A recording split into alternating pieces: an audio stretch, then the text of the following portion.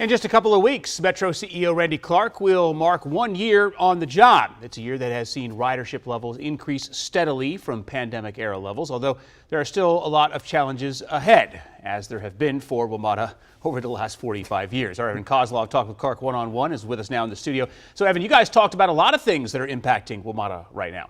Yeah, we had a number of subjects from budget problems and ridership increases to the bigger picture and his long-term plans. But I started by talking about this tweet right here, which maybe you saw online. Metro said they had 410,000 riders on the 4th of July holiday, a level they've not seen since 2015.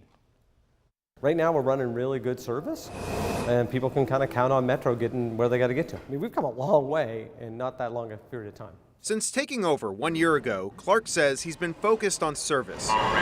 The 7000 series trains, which were pulled off the tracks more than a year ago, are back and running. And Clarke says that they've hired some 600 rail and bus operators. Our job is to run great service, and if we do that, more and more people choose to use Metro.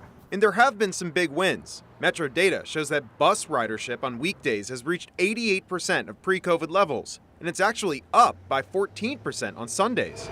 And weekend rail's doing well too, about 90% recovered. But it's on the weekdays where Metro Rail has continued to lag behind pre-COVID levels, as many downtown workers have started working from home or in a hybrid setup. Metro data says ridership is still at 50% of pre-pandemic levels during the week. Clarke says that they've had to adjust their approach. Instead of just being really focused on rush hour, we want to provide good service throughout the whole week, and that's why we're seeing recovery come back at different times of the day, and that's what we're really excited about. But even as ridership improves, Metro is facing major financial challenges. Last month, Metro leaders raised the alarm about a looming budget shortfall of $750 million, about 30% of next year's budget. I would say this is an existential threat for Metro.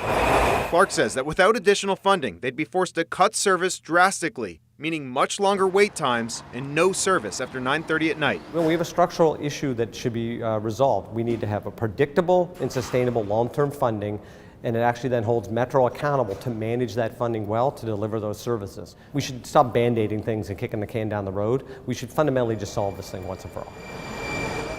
So you heard Clarke talk a lot about the short-term challenges, but I did also take a minute to ask him about any long-term goals he may have. Here are two that got my attention. First, he talked about making their bus fleet zero emission by 2042. And the second big one was finding a solution for the highly congested blue, orange, silver line by Roslyn, where he said solutions could include a new tunnel or even a new metro line.